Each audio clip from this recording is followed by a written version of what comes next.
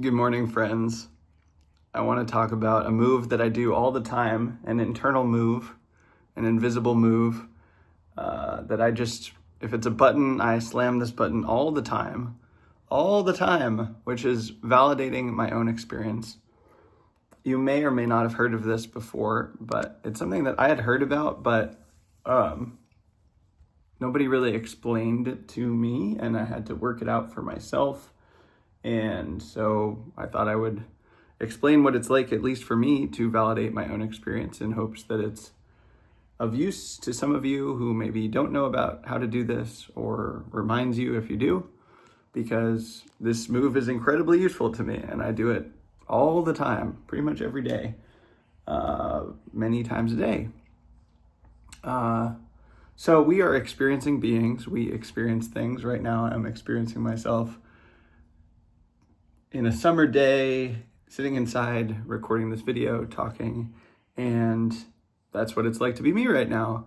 And sometimes experience is pleasant, sometimes it's neutral, and sometimes it's unpleasant, or sometimes it's just complex and nuanced, and you have a very specific experience. And the more I know about myself and my heart and my emotions, the more I've learned about what it's like to be me, the more intricate and complex and nuanced and idiosyncratic my experience is, where, I don't know, I just know more and more what it's like to be me. And oftentimes that's not the same as what it's like to be other people. We're different people. And so my experience of something might be very different from your experience of something similar or even the same thing. And sometimes that can be lonely, to be having an experience and to be so far away from other people emotionally, psychologically, even if they're quite close physically. It's like, wow, we're having really different experiences of this same situation. We're in the same physical space, we're going through the same situation, but having really different experiences. And sometimes you have an experience just all by yourself, just straightforwardly, where you're, feeling things and thinking things, and you literally are alone maybe, or nobody else knows that you're going through this thing. And so that's what validating one's own experience is for. And it can be helpful to compare this maybe it's helpful to compare it to how you might validate a friend's experience. So if, I do this all the time. I talk to friends on the phone and they tell me, oh, I'm having such and such a day or such and such a week, and this thing is happening, and I feel really sad or angry or confused or happy or delighted or whatever it is. And then you're like, yeah, that makes a lot of sense.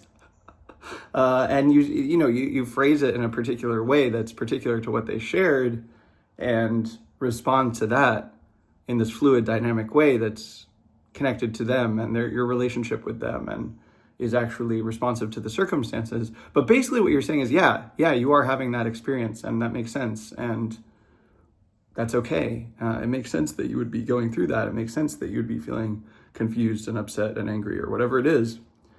And you validate their experience. You're like, yeah, I would feel that too in that situation, or it makes sense that you would feel that too, or whatever it is. You say something reassuring that honors what they've shared, and is like, yeah, that's okay that you're feeling that. It makes sense. And you kind of permission them to be having the experience they're already having.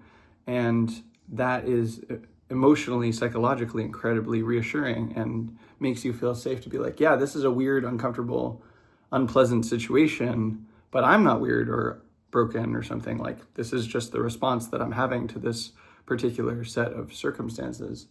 And especially in the thick of a very complex situation, emotional, psychological situation, interpersonal situation, that can be just such a anchor for someone to be validated. And basically, when you validate your own experience, you're doing that for yourself. And it starts with seeing directly what you're experiencing. Like, you feel your feelings, and you have sort of metacognitive awareness of your own mind. Like, you witness yourself in the situation you're in. You're like, yes, it is like this for me right now. I am such and such. This person said this thing to me, and it made me feel this way, and it reminded me of this memory that I had from a few years ago, and then it brought up this other feeling, And then I was confused because I wanted to do this thing and I had to make this decision, but then I wasn't sure because of this other thing. And it, that's kind of what it's like to be me sometimes, at least. It's like there's like 7, 8, 10 layers of complexity about something. And you just witness that. You witness that in yourself, for yourself. You're like, you see it.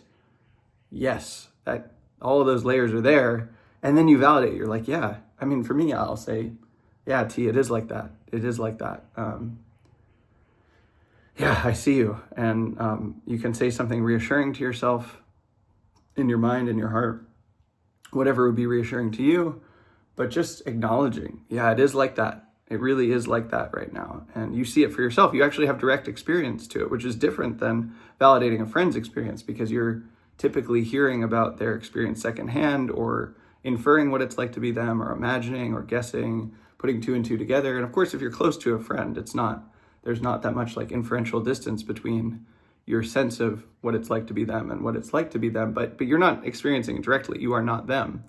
But for yourself, you can just see, oh yeah, I have this fear in my stomach, and I am having memories of this thing that happened to me a few years ago, and I feel tight in my hips, and there's indecision about what to do about this thing, and all of that is present for me. And you're like, yeah, I see that directly. I experience that. And you kind of are that loving friend to yourself, where you say, yeah, like you are going through that.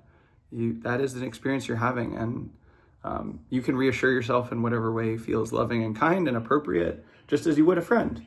And you know yourself really well, so you can say exactly the thing that you need to hear. I'm so sorry you're feeling sad about that. And this is really painful. And I see you in that. And I love you. And I care about you. And I'll do whatever I can to help you through this time. That's the kind of thing you could say to yourself. And over time, with experimentation, you find what works for you. But in any case, there's sort of 2 stages there. There's seeing directly in your own experience what it is that you're experiencing, and just looking at it, feeling your feelings, acknowledging through basically metacognitive awareness what it's like to be you, and then validating that emotionally, psychologically, as if you were your own best friend. Like, yeah, you are experiencing that. That makes sense. I'm so sorry. Or, whatever it is. It doesn't even have to be verbal. Internal moves, they can be kind of subconscious / pre-verbal. You can learn how to do this internally in a non-conceptual, non-verbal way, but it can also be verbal. In any case, there's 2 stages there of witnessing what you're experiencing, really being with it, and then the kind of validating, acknowledging, responding, honoring in it, whether it's verbal, conceptual, or not. And then you receive that from yourself, right?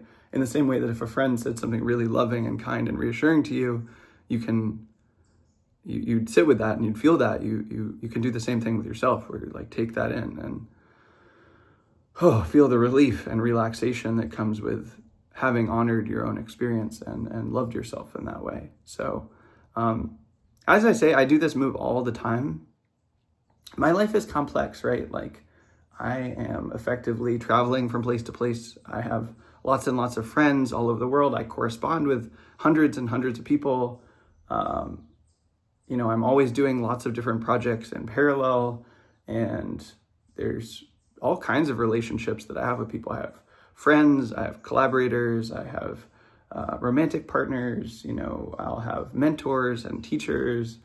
I'll have people who don't like me in one way or another, or have criticism for me, or I'll bump into strangers in the street, or, I have my hosts that I stay with, or friends of theirs, or whatever it is. There's all kinds of people I interact with in all kinds of contexts. And I love that complexity for me, but it does mean that often I'll have incredibly idiosyncratic experiences where, I don't want to go into too many details, or bore you, but like, I have a very particular response to being in a very specific situation that's highly idiosyncratic, where probably someone else isn't going to understand exactly what it was like to be me in that situation. And often this is really useful when other people don't have as much theory of mind. Like, theory of mind is our capacity to understand what it's like to be someone else, even when they're radically different than we are. And theory of mind is not evenly distributed. Often even adults don't have it in very high degrees.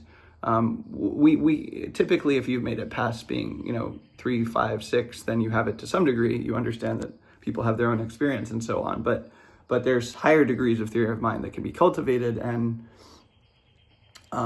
especially when you have higher theory of mind. Like, I'm not saying I have the highest theory of mind in the world, but I have some, and it can be kind of painful sometimes to be, I don't know, not around, but interacting with people who have lower theory of mind, because they can just casually do something that is not poorly intentioned, but is still hurtful or inconsiderate or unkind, that you yourself might not have done if you were in their shoes. And, validating myself is incredibly useful in that situation, because I know they don't mean any harm by it or don't mean to be rude.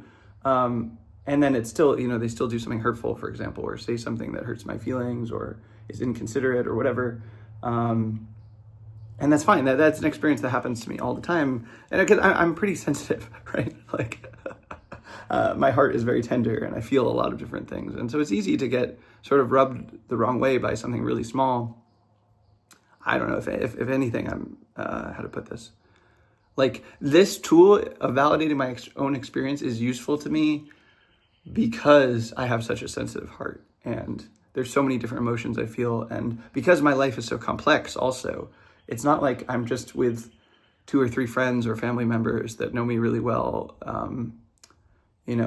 where we're all kind of having pretty similar experiences. I'm just exposed to this huge breadth of different situations and circumstances all the time.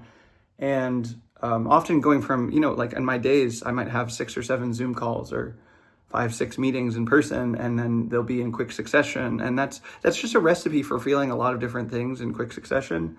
And validating my own experience is just so useful given the complexity and intensity of my life. And it's idiosyncrasy as well, where it's like, probably someone else isn't going to quite understand what it was like for me to have that experience, but I can just validate my own experience right here and now, be like, yep, it is like that, and I'm sorry you had that experience, and then I can brush it off and move on, and that helps me. So that's what it's like for me. As we are all very different, if you validate your own experience, your experience of that might be very different. I'd love to hear what it's like for you in the comments, but I did think it'd be useful to share what it's like for me in case it's interesting or helpful for someone else. And I am sending you a lot of love. Take care, friends.